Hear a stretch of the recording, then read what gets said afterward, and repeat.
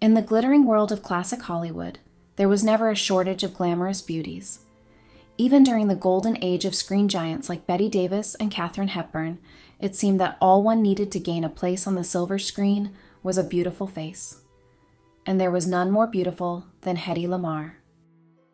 Men adored her, women envied and admired her, and even fellow movie stars dyed their hair dark and emulated her iconic makeup. But beneath the flawless exterior lay a mind of extraordinary brilliance. Hedy Lamarr wasn't just a starlet.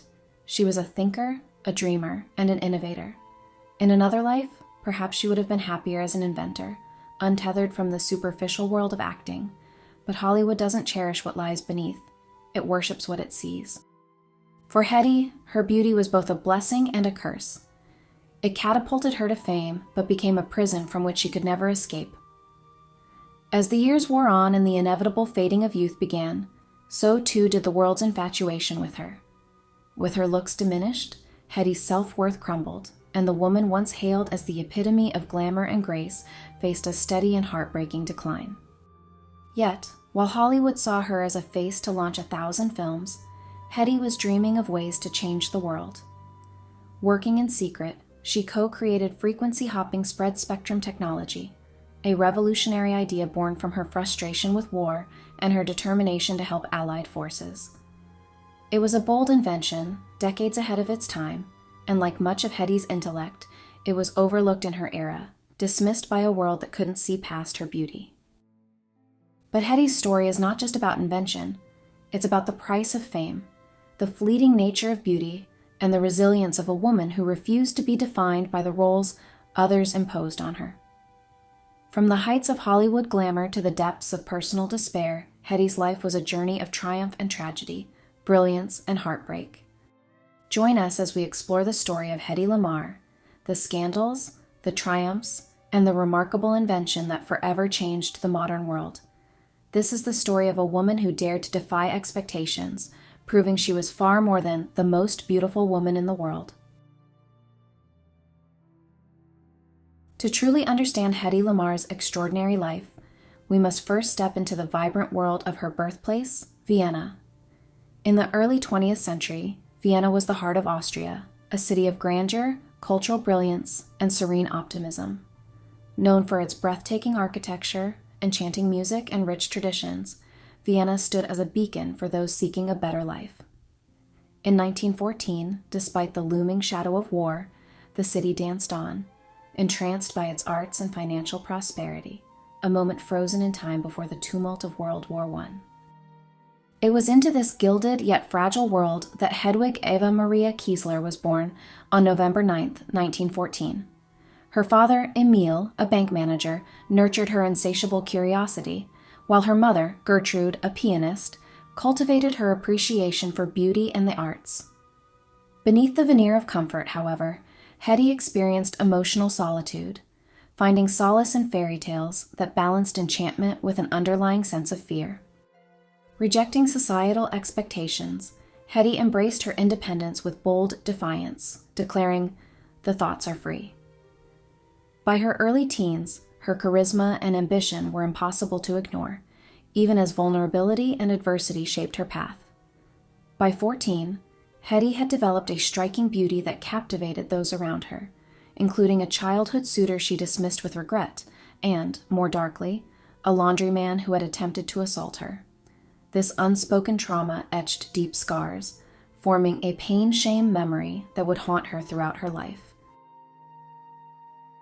From a young age, Hedy displayed a fierce passion for acting, inspired by the silent film stars and theatrical performances she idolized.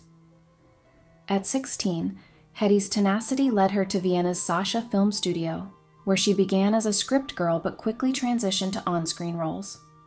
Her burgeoning career, however, was shadowed by personal tragedy, including the death of her grandmother, Rosa, in 1929, and the loss of her fiancé, Ritter Franz von Hochstetten, a young Austrian officer who tragically took his own life after their breakup.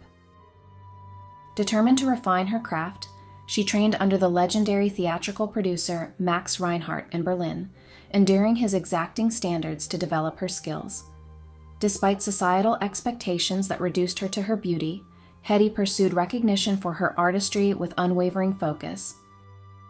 Hedy's early fame was solidified with roles in productions like Dieckhofer de Herren O.F. and Noel Coward's Private Lives. Max Reinhardt's declaration of her as the most beautiful girl in the world became a double-edged sword, enhancing her public appeal while overshadowing her talents. Her career reached a pivotal moment with Gustav Machatti's controversial film, Ecstasy, in which Hedy delivered a groundbreaking performance of vulnerability and desire. The film's plot unfolds with raw simplicity. Eva, a young woman trapped in a passionless marriage with an older man, Emile, finds herself drawn to Adam, a virile and tender construction manager. Their fleeting but transformative affair awakens Eva to the depths of love and desire, but their happiness is overshadowed by tragedy when Emile discovers their relationship and takes his own life. The film's sensuality, from Eva's nude swim to the symbolic breaking of pearls during a love scene, was groundbreaking, blending eroticism with poetic storytelling in ways never before seen. Hedy's role in Ecstasy came by chance after Lupita Tovar declined the part due to the nudity required. Despite her shyness, Hedy agreed to take on the role, believing it would solidify her career. Hedy later oscillated between embracing and disavowing her participation, at times claiming she was coerced, while production accounts suggest she understood the artistic intent and willingly performed. Cameraman John Stalick later recalled her professionalism, noting she never objected during filming. The love scene, which culminated in a close-up shot of Hedy's face in the throes of orgasm, stirred even greater controversy. As Eva succumbed to Adam's embrace, her expressions of ecstasy, achieved through director Machatti's unconventional tactics, including pricking her with a safety pin, became iconic. The scene marked the first cinematic portrayal of sexual intercourse as a deeply emotional and transformative act, solidifying ecstasy as a milestone in film history. However, it also sparked scandal. Producer Josef Auerbach reportedly ordered large portions of the scene destroyed, deeming it too provocative, though remnants of its sensuality remain in restored versions of the film. The film's censorship in Nazi Germany, tied to her Jewish heritage and the regime's oppressive ideology, strained her family ties and cast a shadow over her career. Amid this chaos, Hedy's magnetic presence lit up Vienna's stages as Empress Elizabeth and Sissi, the Rose of Bavaria land at Vienna's Theater an der Wien. The operetta, a romanticized portrayal of Austria's beloved Empress Sissi, allowed Hedy to reclaim her artistic credibility. Her porcelain-like beauty and delicate presence enchanted audiences, earning her comparisons to the legendary monarch herself. The production was a success, and Hedy's performance restored her reputation within Vienna's theatrical circles, but her rising fame collided with the growing menace of anti-Semitism. Her life took a fateful turn when Fritz Mandl, a wealthy munitions magnate with powerful and dangerous connections, pursued her. Drawn into his world of luxury and influence, Hedy married Mandl at just 19. The wedding on August 10, 1933, was a grand affair, attended by over 200 of Vienna's elite. Held in the ornate Baroque Karlskirche, Hedy's union with Mandl was a spectacle of opulence. Behind the opulence of their union, however, lay a suffocating reality. Mandl's possessiveness stripped her of freedom, turning her into a trophy wife confined by his control. Lavish gatherings with industrialists and fascist leaders like Mussolini concealed the loneliness and alienation Hedy endured, her dreams of independence and artistic fulfillment slipping further away. As Europe descended into chaos, so too did Hedy's gilded prison. Mandl's increasing ties to fascist regimes and the loss of her beloved father deepened her resolve to escape. Behind locked doors and constant surveillance, she quietly plotted her freedom. In a daring act of defiance, Hedy disguised herself as a servant, fled her guarded home, and embarked on a perilous journey through Europe, eventually severing ties with Mandl in Paris and finding sanctuary in London. Despite Mandl's efforts, he did not pursue Hedy into England. By September 18, 1937, the couple filed for divorce, effectively ending their tumultuous marriage. In London, destiny intervened. a chance meeting with MGM scout Robert Ritchie and studio mogul Louis B. Mayer set the stage for her transformation. Though initially dismissed due to her controversial past, Hedy charmed Mayer aboard the luxury liner Normandy and secured a Hollywood contract. Rechristened Hedy Lamarr, a name inspired by silent film star Barbara Lamarr, she stepped ashore in New York in September 1937, leaving behind her tumultuous past and poised to conquer Hollywood. Hedy's arrival in Hollywood was met with fascination and scrutiny. Dubbed the Ecstasy Lady, she faced relentless judgment over her European career, but countered with elegance and determination. Immersing herself in language lessons and adapting to her new life, she embraced her reinvention under MGM's meticulous guidance. Mayer's declaration of her as the most beautiful creature on earth underscored her potential, but also hinted at the challenges she would face in an industry quick to reduce her to her appearance. Hedy's early years in Hollywood were a mosaic of promise, frustration, and resilience. Her beauty, though captivating, often overshadowed her talents, leaving her isolated and uncertain in a foreign industry. Companionship with actor Reginald Gardner provided some solace, but MGM struggled to position her in American cinema. Her patience and quiet determination simmered beneath her poised exterior, waiting for an opportunity to shine. A breakthrough came in 1938 when her ethereal beauty caught the eye of French actor Charles Boyer. This connection led to her casting in Algiers, where her performance as the enigmatic Gabi revealed a depth that captivated critics and audiences alike. The film's success elevated her from a sidelined newcomer to a Hollywood sensation. The official premiere on July 13, 1938, was a defining moment.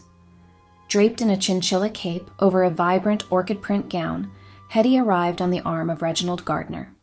The 4-star theater marquee blazed her name in lights, and she captured the moment with a photograph sent to her mother. The press quickly solidified Hedy's place in Hollywood history. Columnist Elena Binkley extolled her fresh and exciting slant on continental glamour, admitting that her breathtaking beauty made her acting almost irrelevant. Ed Sullivan declared her the most dazzling performer to grace the screen in years, predicting her impact would be terrific. For Hedy, the reception was exhilarating. Hedy's ethereal beauty was not just celebrated, but imitated. Following her screen debut, hair dye sales surged as women sought to emulate her glossy black locks. Turbans, snoods, and veils became de rigueur, not just for starlets, but for everyday women. As fashion historian Margaret J. Bailey observed, Hedy's influence on millinery alone swept the industry, with her headgear inspiring an entire generation of styles. This aesthetic transformation extended to the broader perception of femininity in Hollywood. Hedy's debut filled a void left by earlier icons like Gloria Swanson and Pola Negri, introducing a new era of elegance that combined European sophistication with Hollywood glamour. However, the joy of her ascent was tempered by personal loss, as Austria fell to Hitler, severing her ties to her homeland. Although she triumphed in Algiers, her subsequent projects often prioritized her allure over her acting potential. I Take This Woman, marred by production issues and creative clashes, epitomized this struggle, as did Lady of the Tropics, where lavish costumes and exotic settings failed to mask a lackluster script. Despite these setbacks, Hedy's presence continued to mesmerize audiences, her quiet strength sustaining her in an industry that both idolized and constrained her. In her personal life, Hedy sought stability, marrying screenwriter Jean Markey in a whirlwind romance on March 4, 1939, after just a month of public outings. Their adoption of a son, James Lamarr Markey, in October 1939, briefly brightened her world, though their marriage faced strains amidst professional pressures. Meanwhile, the looming specter of World War II heightened her concern for her family, particularly her mother's safety in Nazi-threatened London. By 1940, Hedy's career began to regain momentum with Boomtown, where she starred alongside Clark Gable and Spencer Tracy. Her confident performance as Karen Van Meer showcased her evolving skill and reaffirmed her worth to MGM. Off-screen, her style and sophistication, highlighted by Adrian's iconic costume designs, reshaped her image and captivated a public eager for glamour during tumultuous times. While her career flourished, her marriage to Jean Markey crumbled, culminating in divorce in 1940 after an emotionally distant union. The custody battle over their adopted son, James, underscored Hedy's deep commitment to motherhood, even as she faced significant personal upheaval. Amid this turmoil, Hedy's intellectual curiosity flourished. Inspired by an article in Esquire about glandular analysis, a branch of endocrinology that fascinated her, Hedy found herself drawn to scientific ideas. Her intrigue with endocrinology may have been stoked further by the mention of George Antheil in the June 17th Los Angeles Times. The article described Antheil as both a celebrated composer and a glandular specialist. The confluence of these details hinted at an upcoming transformative meeting. George Antheil's entry into Hedy's world was as unusual as the man himself. A former piano prodigy and avant-garde composer, Antheil's notoriety stemmed from his experimental works like Ballet Mécanique, which incited riots in Paris and sent hats and toupees flying in New York's Carnegie Hall. His compositions incorporated airplane propellers and automobile horns, earning him the moniker Bad Boy of Music. Yet Antheil's interests extended beyond music. He delved into endocrinology, penning speculative works on glandular criminology and the sociological impact of hormones. In Hollywood by the late 1930s, Antheil was composing film scores while maintaining a reputation as an eccentric genius. His prophetic article for Esquire, Germany Never Had a Chance, displayed his uncanny ability to predict geopolitical events, including Hitler's downfall. This foresight, coupled with personal tragedy, his brother's death in a plane explosion, underscored the complexity of Antheil's character at the time he encountered Hedy. Hedy's introduction to Antheil was orchestrated by her close friends, the designer Adrian and actress Janet Gaynor, who believed the composer's knowledge of endocrinology could address her insecurities. At the dinner party, Antheil was immediately struck by Hedy's beauty, describing her as the most beautiful woman on earth. However, the conversation took a comedic and oddly scientific turn, centering on the perceived inadequacy of Hedy's breasts. Hedy's inquisitiveness and intellect shone through as she probed Antheil's theories, meticulously noting his observations and affirmations. Their dialogue was as surreal as it was revealing, with Antheil diagnosing her as a thymocentric and suggesting ways to enhance her bust size. Despite the absurdity, their interaction hinted at a mutual respect and curiosity that would soon evolve into a groundbreaking partnership. The peculiar evening concluded with Hedy leaving her unlisted phone number scrawled in lipstick on Antheil's car window. When Antheil visited her Benedict Canyon home the following night, the discussion continued, blending humor, science, and personal exploration. What began as a superficial conversation about physical appearance marked the beginning of a relationship that would transcend the frivolities of Hollywood. Beneath the surface, these two unconventional minds found common ground, setting the stage for a collaboration that would eventually change the course of innovation and technology. Hedy's unease with her Hollywood role as merely a beautiful face spurred her desire to contribute meaningfully to the war effort. She expressed her intent to leave MGM and work with the Inventors Council in Washington. Her recollection of Mandel's discussions on guided missiles provided the raw materials for a revolutionary idea, a radio-controlled torpedo system. This vision would culminate in the groundbreaking frequency hopping concept, a secured method of torpedo guidance that could thwart enemy interference. Their method involved a transmitter and receivers synchronized to switch between 88 frequencies, inspired by Antheil's piano rolls.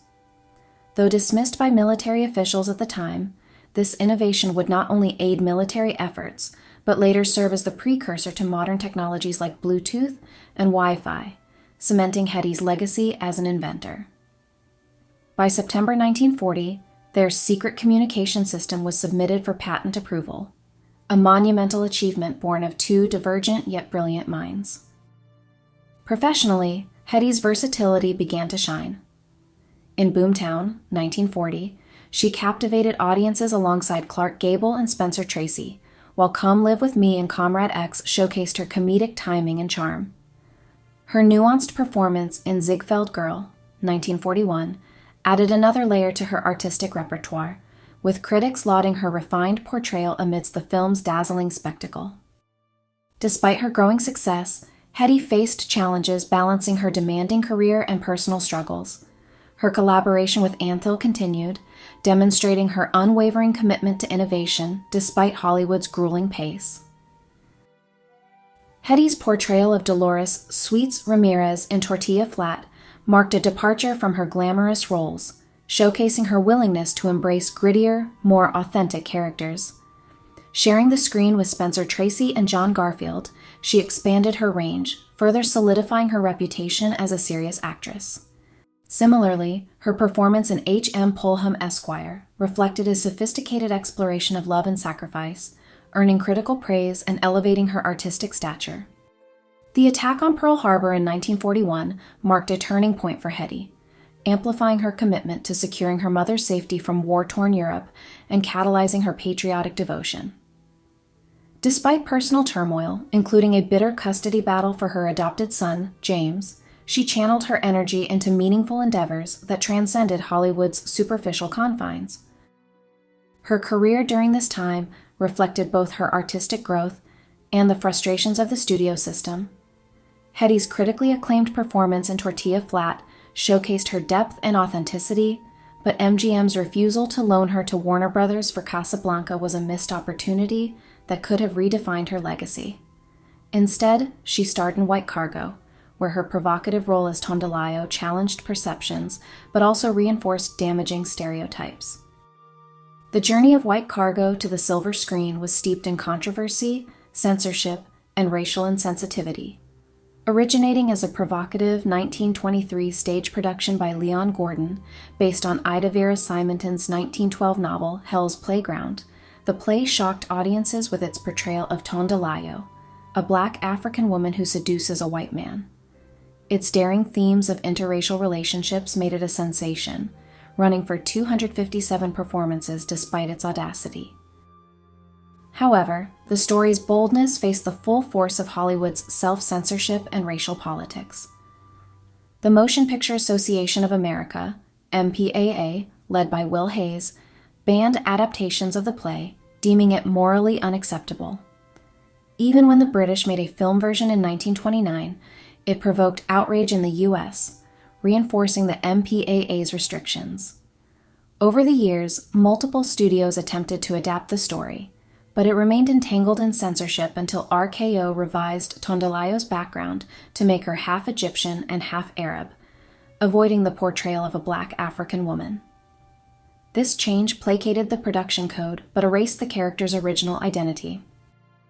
By the time MGM acquired the rights, White Cargo had been sanitized enough to appease censors, but this sanitization involved casting Hedy Lamarr, a white actress, as the now racially ambiguous Tondelayo.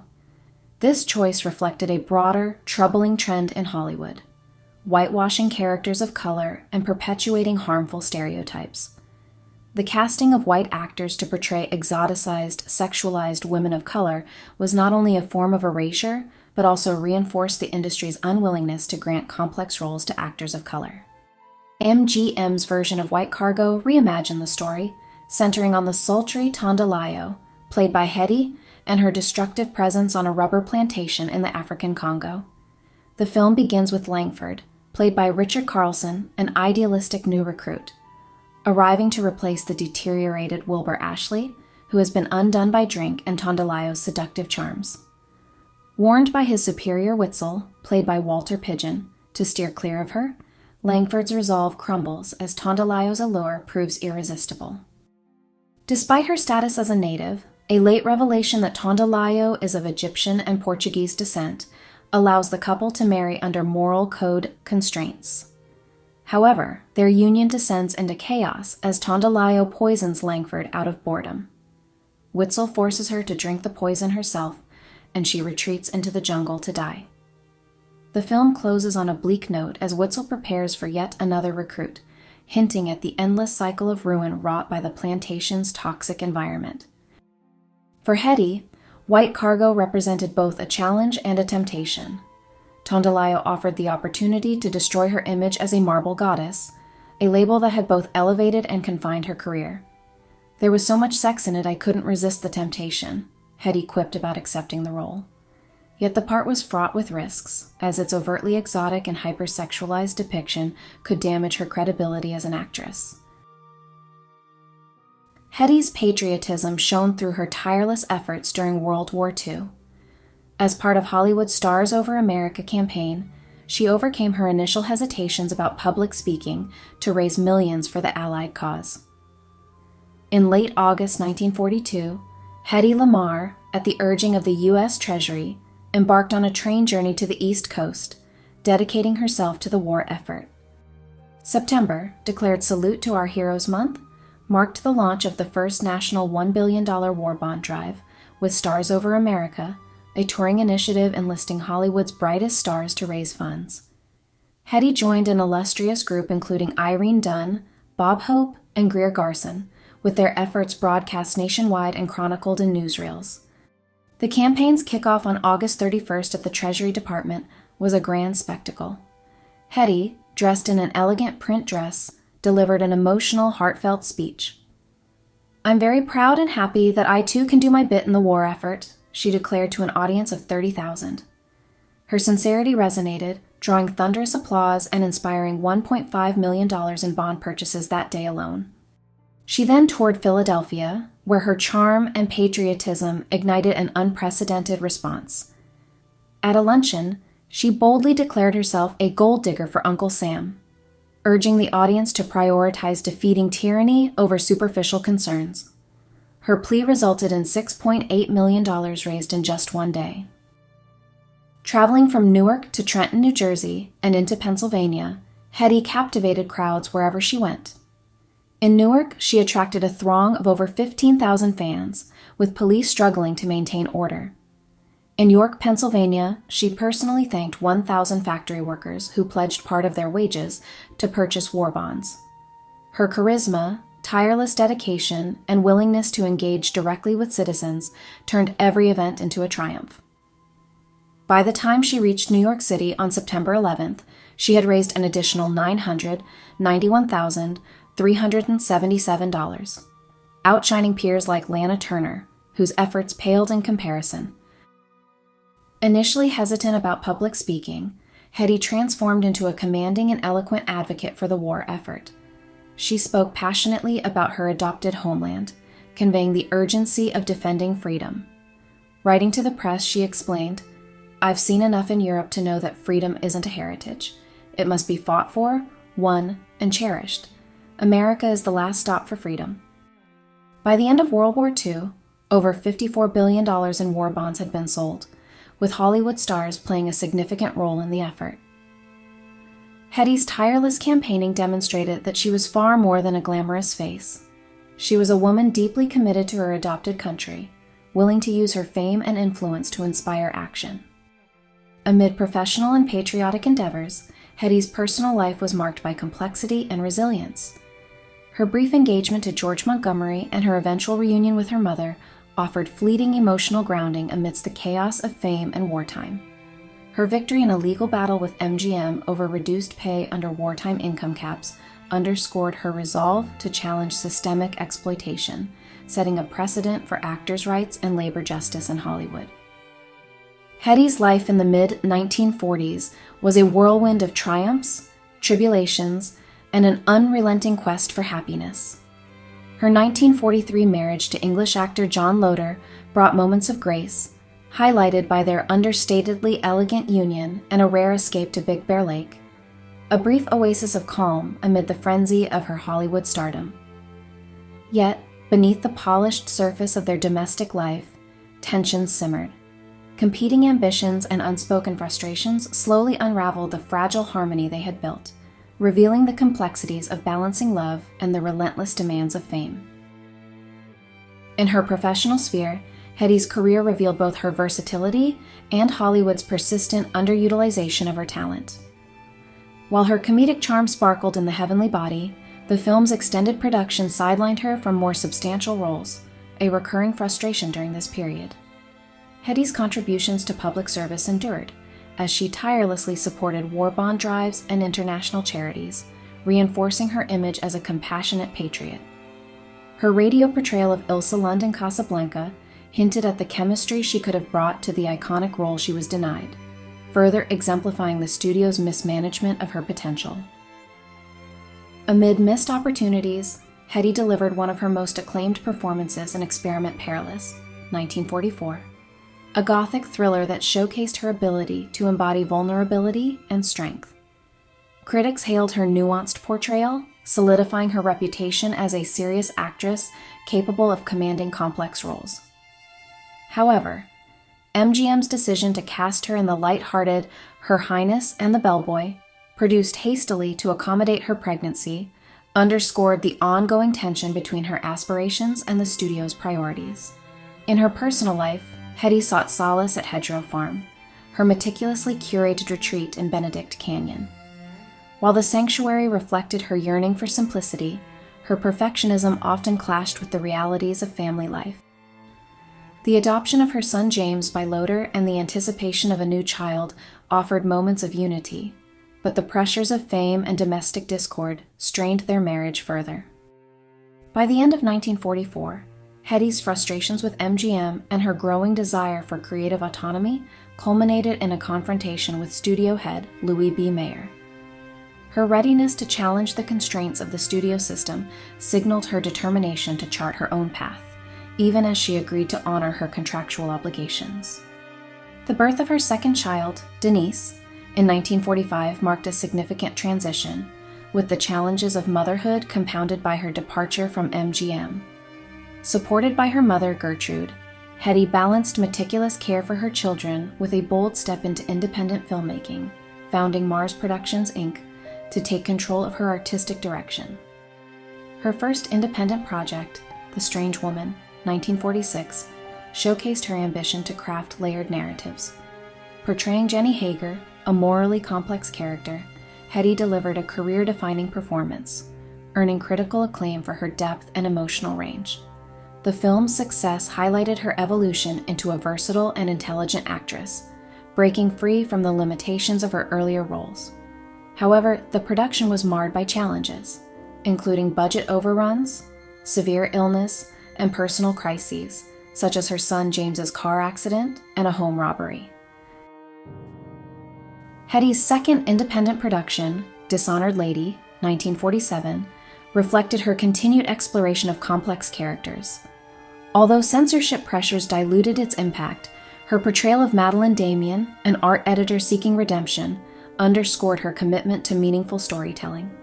These projects demonstrated Hedy's determination to transcend her glamorous image, even as personal tensions, particularly with her husband, John Loder, strained the productions.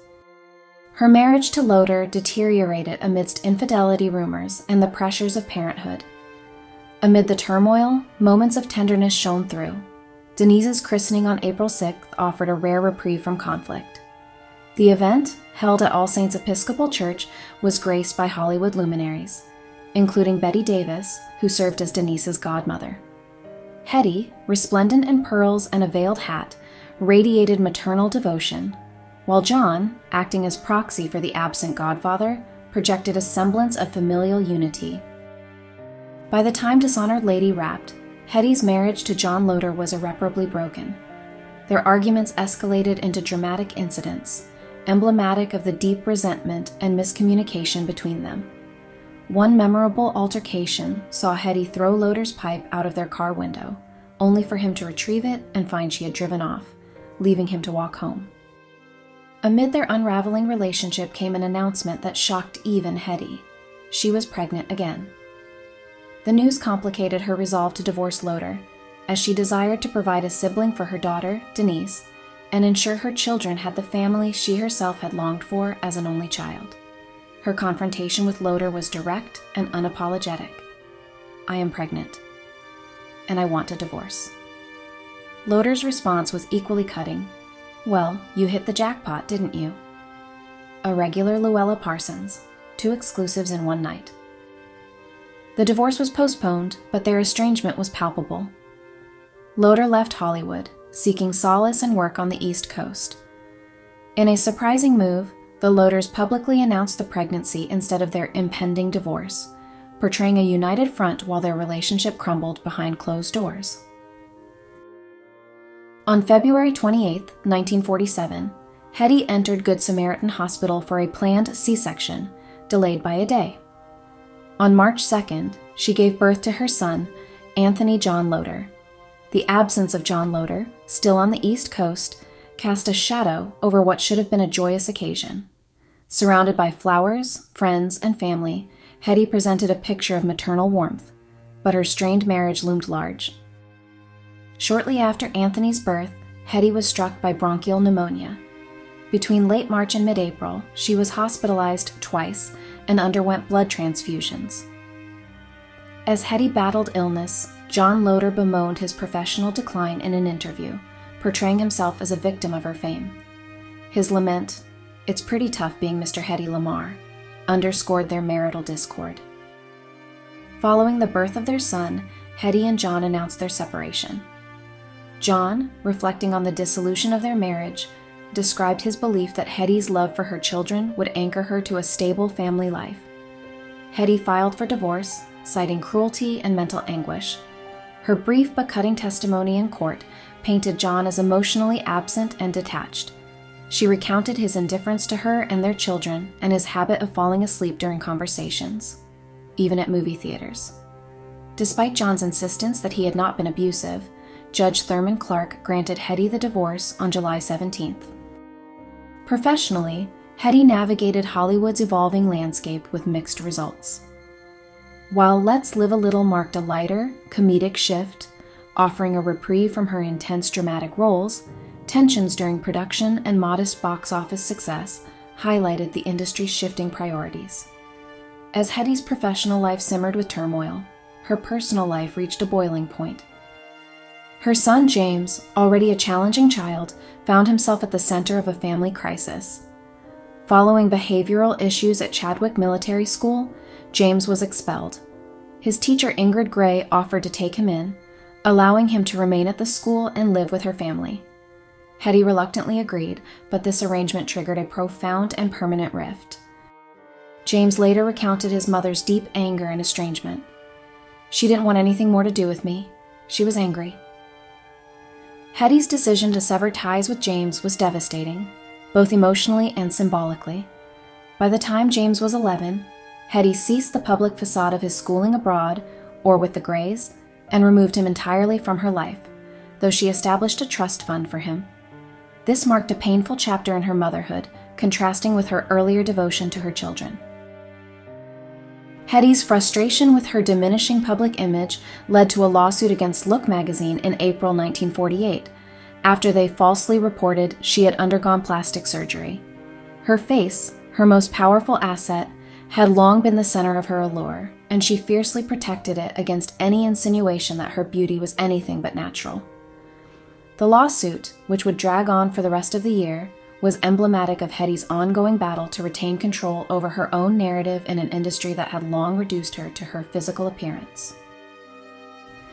In the spring of 1948, she considered moving to New York to star in a Broadway play, A Legend of Good Women, but ultimately abandoned the idea. She felt adrift, her career stagnating, her emotional needs unmet, and her personal life a chaotic reflection of the uncertainty surrounding her. It was at this low point that fate intervened. In a seemingly chance meeting with an agent, Hedy found herself offered a lifeline. The agent, casually mentioning the name of Cecil B. DeMille, a legendary director known for his grandiose films, piqued her interest. Hedy's hunger for a new opportunity flared up, and soon she was meeting with DeMille himself. The meeting was electrifying. DeMille, glowing with excitement over his upcoming project Samson and Delilah, saw something in Hedy that others had failed to recognize for years, an undeniable star quality that had yet to find its proper outlet. Hedy's response to the offer was immediate and enthusiastic. The promise of a Technicolor film, the grandeur of DeMille's vision, and the possibility of redemption were all too enticing to resist. She felt seen once again, not as a mere beauty, but as an actress capable of bringing depth to a role. The allure of Samson and Delilah, a spectacle filled with epic proportions, wealth, and significance, offered Hedy a chance to reclaim her place in Hollywood's spotlight. Cecil B. DeMille's transformation from silent film pioneer to master of epic cinema defined his career. Early successes like The Squaw Man, 1914, and monumental spectacles such as The Ten Commandments, 1923, and The King of Kings, 1927, established his trademark formula, a provocative mix of sin, sex, and divine retribution, blending moral transgressions with ultimate redemption. This approach captivated audiences and cemented DeMille as Hollywood's grand showman. However, the transition to sound cinema in the late 1920s challenged him. Films like Dynamite, 1929, Madam Satan, 1930, and a third remake of The Squaw Man, 1931, flopped, leading to his exit from MGM and return to Paramount. His fortunes rebounded in the 1940s with hits like The Sign of the Cross, 1932, Cleopatra, 1934, and Union Pacific, 1939, where his lavish epics, brimming with stars and spectacle, redefined Hollywood's grandeur and left an enduring legacy. Despite numerous setbacks in his career, DeMille's vision for Samson and Delilah remained undeterred. His fascination with the story of the biblical strongman and the seductive Delilah had existed for years. He had tried to bring the tale to the screen as far back as 1934, initially eyeing actresses like Dolores Del Rio and Merle Oberon for the role of Delilah, with no success. DeMille's vision for the film took shape through a series of treatments and scripts, including one based on a French operatic adaptation of the tale, and another adaptation from Vladimir Jabotinsky's 1930 novel, The Judge and the Fool. However, the project stalled, with DeMille shelving the film in 1935 due to lack of support from Paramount executives. By 1946, the idea was revived. DeMille faced resistance from Paramount, with some executives questioning the commercial viability of a biblical epic. His pitch was audacious. "Put millions of dollars into a Sunday school story?" he recalled them asking. DeMille's response was ingenious. He would reduce the biblical tale to its most basic elements, framing it as a passionate romance between a mighty hero and a beautiful, dangerous woman. He knew the real appeal lay not in the piety of the story, but in the raw emotional and physical tension between Samson and Delilah. DeMille assured the executives that Samson and Delilah would be infused with the same sex and violence that characterized his previous epics, but with an added moral component to appease the consciences of the audience. It was this pitch that won him the green light to move forward. As production on Samson and Delilah began, DeMille's vision for the two leads was clear. He needed an actor who could embody the muscular, larger-than-life qualities of Samson. The director toyed with several names, including Jack Gifford and Clancy Ross, before ultimately casting Victor Mature in the iconic role. But the real challenge was finding the perfect Delilah, someone who could match the fiery sensuality and manipulation of the character. In a memo, DeMille even envisioned Delilah as a combination of Gene Simmons, Vivian Leigh, and Lana Turner, a distilled yet potent blend of allure and seduction. His search for the right woman would culminate in casting Hedy Lamarr, a choice that would forever alter the course of her career. Hedy's contract negotiations were a testament to her status in Hollywood. She signed on with Paramount in June 1948, securing a $100,000 paycheck, including $25,000 upfront, plus generous weekly allowances for her wardrobe, dialogue coach, and other necessities. She was given preferential treatment with her own dressing room on the Paramount lot, one originally intended for Victor Mature. The luxury and the lavish attention were a stark contrast to the emotional turbulence that had plagued her personal life.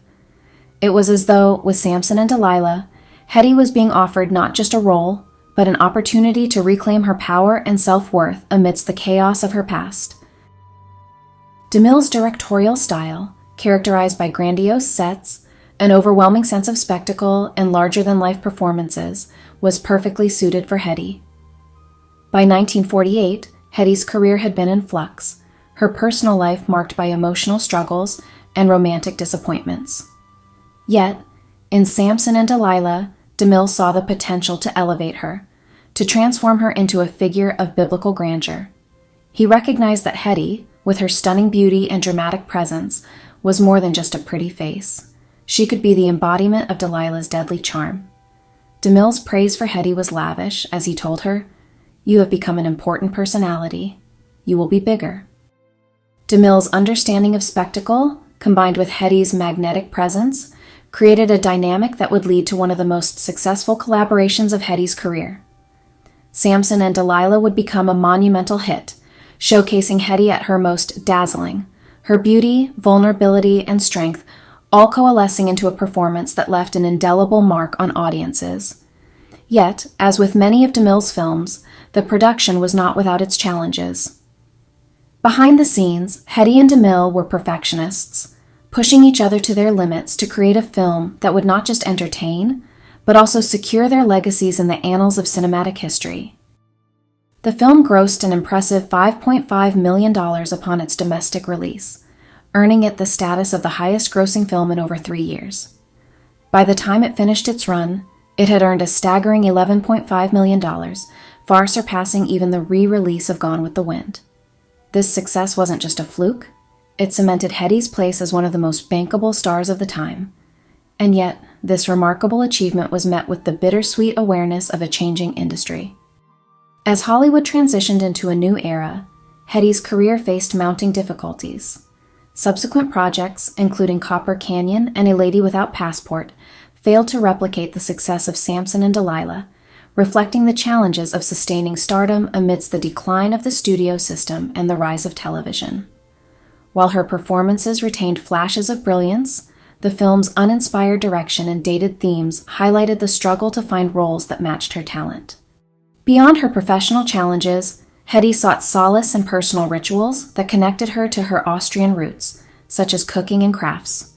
However, strained familial relationships, particularly with her eldest son James, mirrored the emotional distance she faced in her personal life.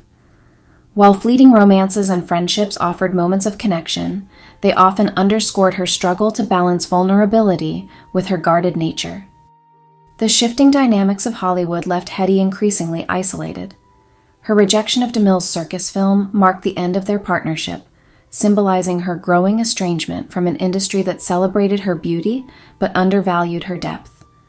Her ventures into television and lighthearted films like My Favorite Spy revealed her adaptability, but they often failed to showcase her full potential, leaving her professional identity in flux. In her private life, Hedy faced financial pressures and personal turmoil. Her marriage to Teddy Stauffer ended amid allegations of abuse and control, but her dedication to her children remained steadfast, even as tensions lingered, and she sought to create stability despite mounting challenges. Amid rumors of retirement, Hedy expressed a yearning for simplicity and connection, retreating briefly to Acapulco in search of tranquility. Yet the harsh realities of her situation, unsanitary conditions, and professional stagnation brought her back to California, where she began to rebuild her life with renewed independence and a focus on her family. While glimpses of her former magnetism shone through at events like Saul Chaplin's party, her public persona often masked a deep fragility. Her decision to become a U.S. citizen in 1953 symbolized a fresh start, yet her career faced mounting challenges as her film, Loves of Three Queens, faltered due to mismanagement and industry indifference. Hedy's foray into European cinema revealed her determination to remain relevant. Ambitious productions utilizing innovative techniques like 3D and CinemaScope highlighted her commitment to artistic growth, but logistical setbacks and fragmented narratives failed to showcase her depth, leaving these ventures as bittersweet reflections of her unfulfilled potential. Even as her beauty captivated audiences, the roles offered to her increasingly underscored Hollywood's preference for younger stars over seasoned icons. In her personal life, Hedy sought stability through her marriage to oil tycoon W. Howard Lee, relocating to Houston and attempting to build a domestic sanctuary. While Howard provided financial support and adopted her children, their relationship lacked emotional intimacy. Hedy's obsessive remodeling of their home symbolized her need for control amid growing dissatisfaction. Publicly, she projected an image of contentment, yet her yearning for artistic fulfillment and deeper connection lingered beneath the surface. Professionally, Hedy's struggles with reinvention persisted. Projects like The Story of Mankind, where she portrayed Joan of Arc, marked a stark departure from her earlier grandeur, reflecting her diminished stature in Hollywood's changing landscape. Brief returns to television offered fleeting moments of connection with audiences, but failed to reignite her career. Her reluctance to accept subpar roles mirrored her internal conflict between preserving her legacy and confronting the realities of an industry that had moved on. Hedy's nostalgia for her Austrian roots revealed a deep emotional estrangement from her life in Texas. Dreams of a lakeside retreat in Salzburg contrasted with the realities of her struggles. Legal battles, financial strains, and personal turmoil added to her challenges, further emphasizing the complexities of her journey. By the late 1950s, Hedy's life was marked by a poignant struggle to reconcile her fading Hollywood stardom with the personal and professional challenges she faced. Her role in The Female Animal reflected her ongoing battle to reclaim relevance in an industry that had largely moved on. Portraying an aging movie queen navigating themes of fading beauty and relevance, the role mirrored her own life, where her enduring allure clashed with the diminishing opportunities offered by a rapidly changing Hollywood. This would be her final film appearance in a film career that had spanned nearly 30 years. Hedy's projects often fell short of reigniting her career. Her films and appearances on television failed to capture the depth of her talent, leaving her frustrated and disillusioned. Her work ethic and professionalism persisted, but the emotional toll of these hollow attempts became increasingly evident. The loss of her Houston mansion to a fire and her deteriorating marriage to Howard further compounded her struggles, leaving her yearning for stability and fulfillment. Hedy sought solace in her family, but faced significant challenges. Her marriage to Lee devolved into dissatisfaction, and their separation in 1958 signaled another painful chapter. By January 21, 1959, Hedy's frustration and desperation had reached a breaking point. Publicly announcing a lawsuit against her estranged husband, she demanded $51,000, half the proceeds from the sale of their Houston home, citing his failure to honor their separation agreement. Forced to sell valuable assets to stay afloat, Hedy's situation highlighted the stark contrast between her glamorous past and her present struggles. In her statement, Hedy revealed not only her financial woes, but the emotional toll of a marriage that had unraveled, describing Howard as the only man she had ever really loved. Her public appeal painted a picture of isolation and rejection, as her attempts to build a new life in Houston had been thwarted by both the community's coldness and Howard's absence, emotionally and financially. Adding to her woes, Hedy had recently recovered from pneumonia, which had left her too ill to work, further worsening her precarious financial situation. Yet, as she made her case to the public, Howard struck back. On February 3, 1959, he countersued, filing for divorce and accusing Hedy of excesses and cruel treatment that had allegedly harmed his health. The legal battle turned into a bitter contest, with both sides assigning blame and fighting over their dwindling assets. The chaos didn't end there. By early March, Hedy faced additional lawsuits, including one from a Los Angeles accountant seeking repayment of nearly $9,000 for tax work done years earlier. The mounting legal and financial pressures painted a stark image of a once revered Hollywood star now entangled in turmoil, struggling to navigate the collapse of her personal and financial worlds. Her battle with estranged husband Howard Lee escalated when she countersued, demanding $7,500 monthly support and an end to his sale of their shared assets.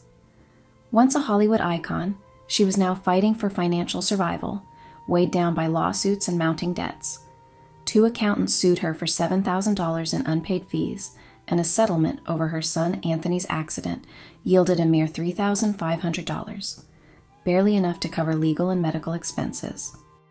Hedy's financial collapse was stark: $5,527 in monthly expenses, $45,000 in debt, and overdrawn bank accounts.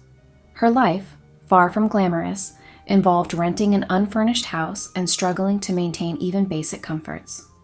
A temporary $3,000 monthly settlement offered little relief, and her isolation deepened as she withdrew from the public and legal battles, Her reflection, "After a taste of stardom, everything else is poverty," captured her profound loss, not just of wealth, but of identity. Once adored, Hedy now faced public scrutiny and private humiliation, epitomized by her alimony being slashed to $250 after she missed court hearings. Erratic behavior, including firing attorneys and sending a stand-in to testify, underscored her detachment and despair. A $500,000 settlement from Howard provided some relief but felt hollow, as much of it went to legal fees. Her debts, including unpaid hospital bills and a repossessed car, symbolized her fall from grace. Her children remained a source of devotion, with Hedy making sacrifices to provide for their education and stability, even at great personal cost. The 1960s brought continued turbulence as Hedy grappled with her diminishing role in Hollywood and the increasing demands of her personal life. A brief marriage to attorney Louis Boys ended in abuse and financial hardship, further underscoring the instability that characterized her later years. Her appearance on Shindig in 1965 revealed a glimmer of her enduring charm, captivating a younger audience despite her hesitation and underlying fragility. An Evening at the Coconut Grove offered a glimpse into Hedy Lamarr's later years, blending old Hollywood glamour with poignant personal moments. Surrounded by stars like Judy Garland, Frank Sinatra, Dean Martin, and Lana Turner, Hedy enjoyed a rare sense of camaraderie, celebrated not as a legendary icon, but as a woman among friends. Yet the night's glow was dimmed by an unexpected encounter. Sinatra, failing to recognize her, inadvertently reminded Hedy of her fading fame and beauty. Her reaction, turning pale with embarrassment, revealed the vulnerability of a once coveted star grappling with the passage of time. However, Hedy's response was a testament to her enduring poise. She reintroduced herself to Sinatra, reclaiming her presence with dignity. The moment underscored her quiet struggle with obscurity, but also her resilience in preserving the grace and character that defined her, even as the spotlight dimmed. Professionally, Hedy's attempts to reclaim her career faced persistent setbacks. Roles in projects like Picture Mommy Dead dissolved, reflecting an industry indifferent to her enduring beauty and talent. Her 1966 arrest for shoplifting marked a devastating public low point. Headlines sensationalized her fall from grace, reducing her legacy to tabloid fodder. The shoplifting trial, which took place on April 27, 1966, epitomized the unraveling of Hedy's once glamorous life. Testimony painted a portrait of isolation, financial instability, and emotional fragility. Her son Anthony's impassioned defense of his mother emphasized her humanity and the relentless pressure she faced. Though her eventual acquittal offered fleeting redemption, it did little to restore her public image. Hedy's determination to reclaim her narrative extended to a lawsuit against the May Company department store for $5 million, seeking justice for the humiliation she endured. In a bid for stability, Hedy sold her life story, resulting in the publication of Ecstasy and Me. To her dismay, the memoir was filled with fabricated and sensationalized accounts that tarnished her legacy. Intended as a reclamation of her narrative, it became a painful symbol of exploitation, overshadowing her contributions as an actress and inventor. Her growing isolation mirrored the unraveling of her personal life and public image. Hedy's legal battles further illustrated her determination to reclaim her narrative, even as they deepened her despair. Her $21 million lawsuit over Ecstasy and Me, a memoir filled with fabrications, epitomized the betrayal she endured from confidants and the media. Though the case was dismissed, it symbolized her desperate bid to protect her legacy. Financial instability compounded her troubles, with unpaid taxes and disputes over contracts reflecting the disarray of her life. Fleeting public appearances, such as on The Dick Cavett Show and The Merv Griffin Show, reminded audiences of her enduring beauty, but also revealed the toll of her struggles. Discussions about her controversial memoir and past relationships betrayed the emotional weight she carried, even as she attempted to remain poised. Her disconnection from her children and longing for Vienna underscored her deepening isolation and nostalgia for a simpler past. As the years passed and the Hollywood spotlight shifted away, Hedy's relationship with her iconic beauty became increasingly fraught. Once celebrated as the most beautiful woman in the world, her striking features had been both her greatest asset and a source of constant scrutiny. As fame waned and age became a visible adversary, Hedy turned to plastic surgery in a desperate attempt to preserve the image that had defined her career and public persona. Hedy's initial forays into cosmetic procedures reflected her desire to maintain her youthful allure, but over time, they became more frequent and extreme. Facelifts, eyelid surgeries, and other procedures began to alter her once recognizable face, eroding the natural beauty that had captivated audiences for decades. Friends and observers noted that by the 1960s and 1970s, the cumulative effects of these surgeries had made Hedy almost unrecognizable. Her once symmetrical features became distorted, and the vibrant expressions that had once lit up the screen were dulled, replaced by a mask-like quality. The emotional toll of this transformation was profound. For Hedy, whose identity and career were so intertwined with her appearance, the loss of her natural beauty felt like an erosion of self. Her attempts to reclaim youth only deepened her sense of alienation, as the face she saw in the mirror no longer reflected the woman she once was. Her decline into reclusiveness during these years was partly driven by this struggle. She shied away from public appearances, unwilling to face the reactions of a world that once adored her. As the 1970s began, Hedy's life became increasingly solitary. Retreating to a modest New York apartment, she lived in seclusion, her world darkened by failing eyesight and profound mistrust.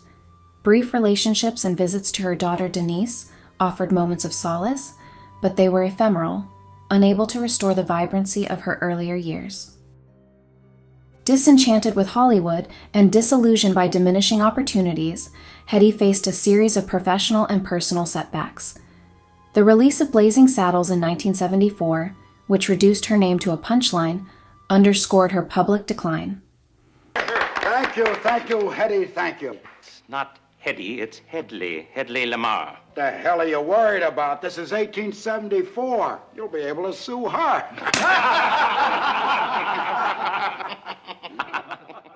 Her $10 million lawsuit against Mel Brooks and Warner Brothers, though settled for a modest sum, did little to restore her dignity.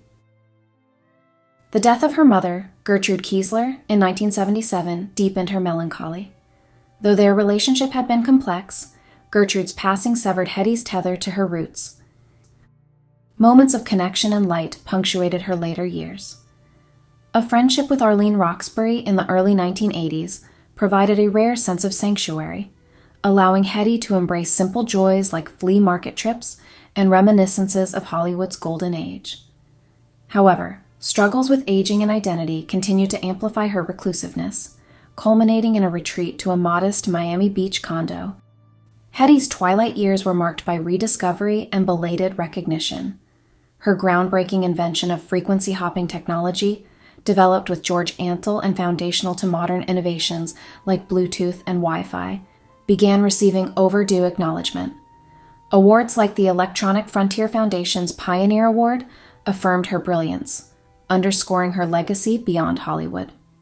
In her final chapter, Hedy embraced a simpler life in Castleberry, Florida, surrounded by cherished mementos and cared for by close friends like Madeleine Merrill. Her passing on January 19, 2000, was serene, a testament to her lifelong elegance and strength. Her family honored her quietly, raising glasses of Dom Perignon in her memory as they toasted Miss Hedelweiss. Her will, read in March 2000, revealed an estate valued at $3.3 million, largely in stocks. True to her generous spirit, Hedy made thoughtful bequests, leaving $83,000 to close companions and her cherished stamp collection to her grandson Max. The bulk of her fortune was divided between her children, Anthony and Denise, who received $1.8 million and $1.2 million respectively. However, her adopted son James was notably excluded, sparking a legal dispute. While Anthony and Denise initially sought to share their inheritance with James, familial tensions lingered until James apologized for past actions. Denise, reflecting her mother's compassion, accepted the apology. Hedy's brilliance was finally recognized decades after her passing. In 2014, she was posthumously inducted into the National Inventors Hall of Fame for her groundbreaking work on frequency-hopping spread-spectrum technology, a foundation for modern wireless communication. The same year, her son Anthony fulfilled another honor by having her ashes interred in an honorary grave at Vienna's Central Cemetery, not far from the presidential tombs. Tributes continued, with Google celebrating her legacy on her 101st and 109th birthdays with commemorative doodles, ensuring Hedy's genius and contributions to science and technology were no longer forgotten. Hedy's funeral in January 2000 was an intimate and heartfelt farewell.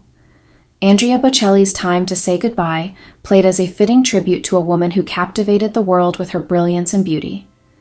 Hedy's life was a tapestry of contrasts: brilliance and beauty, fame and isolation, resilience and longing. A shy Viennese girl who rose to global icon status, she spent her life navigating the roles imposed upon her by Hollywood, society, and even herself. Yet beneath the glamour and the struggles, Hedy yearned for the simplicity of her youth, for the quiet joy she once found among the oaks and beeches of the Vienna woods. Her final resting place, beneath the verdant canopy of the Wiener Wald, symbolized the peace she sought but so rarely found. In September 2003, her children honored her last wish, scattering her ashes in the place she had always considered her true home. After a lifetime of searching for recognition, love, and belonging, Hedy Lamarr had finally returned to where her heart had never left: home.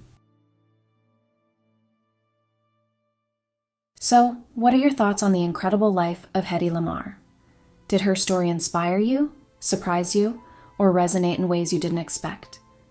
And what do you think about her groundbreaking invention, an achievement that forever changed our world, yet remained unrecognized for much of her lifetime? I'd love to hear your reflections on this extraordinary woman, her triumphs, her struggles, and her lasting legacy. Thank you, as always, for watching and celebrating the life of an icon with me. And until next time, keep seeking the stories that move your soul.